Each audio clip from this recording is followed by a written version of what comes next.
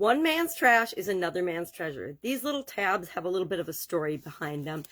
But one man's trash is another man's treasure is our money idiom for today, November 4th, 2021.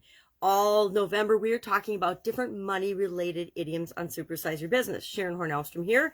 And this is one of those idioms or expressions that's been around since the 1700s. Leonardo Coleman's in 1741 is credited with using it.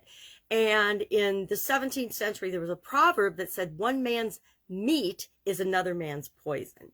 And there's all kinds of variations of that. But basically, what's good to one person is bad to another. What's bad to one person is good to another. And we see that in all areas and walks of life these days. Something that we think is bad for us might be totally good and fine for another person.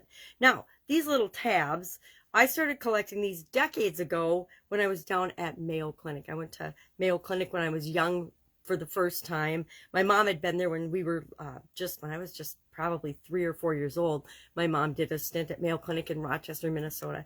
And down there they have the Ronald McDonald House, where they actually used to, and I don't know how much of it's funded anymore, but the majority of that Ronald McDonald House, which was a place where children who had illnesses and were down at Mayo being treated were allowed to stay with their families. And it was funded by these little tabs from cans, because cans, it turns out, when you recycle them, there's as much aluminum available and recoverable in the little tabs as there is in the entire rest of the can by the time you dye out the colors and take the colors and everything out. So the people that funded the Ronald McDonald, it was known as the Ronald McDonald House, McDonald's started collecting these tabs, and they'd have depositories where you could collect these tabs. And to this day, my dad, we passed away almost 7 years ago now, but he got me and several of us collecting these. And so there's always a jar of these and a baggie of them being collected at my house to donate to the Ronald McDonald House. It's kind of like cutting your hair for locks of love and donating your hair to people that need wigs and things. As you grow your hair out, women, I don't know how many men do this, but they probably do too, you can donate your hair to locks of love. So it's no longer important to you, it's trash to you, but it's a treasure to somebody that might be fighting cancer and need a wig or want a wig. So one man's trash is another man's treasure. What does this have to do with supersizing and growing our business?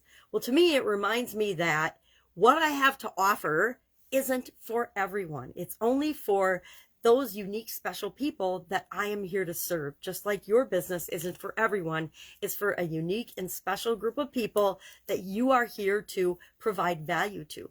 So our purpose is to find those people and serve those people to the best of our ability, not try to serve absolutely everyone on the planet. Because some people are going to love what we have to offer.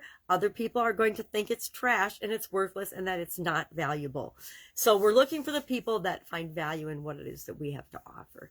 Love to know your take on this particular proverb and idiom, one man's trash is another man's treasure. Is there something you collect? Obviously, I collect all kinds of things that a lot of people would think are not treasures, but they're treasures to me. Everything I collect has some meaning to me. Each item has its own story behind it. Otherwise, I wouldn't keep it. Unlike the tabs, which I collect to give away, everything I keep around me has some meaning and story behind it. So that's our idiom, our expression for today, our money-related idiom, one man's trash is another man's treasure. Share in the comments below your experience with this particular saying, and I will be with you tomorrow to share another money idiom this month every day so that we can explore what things mean and especially what they mean to us and how we can use them to supersize and grow our business. Have an awesome day, and I'll be with you tomorrow.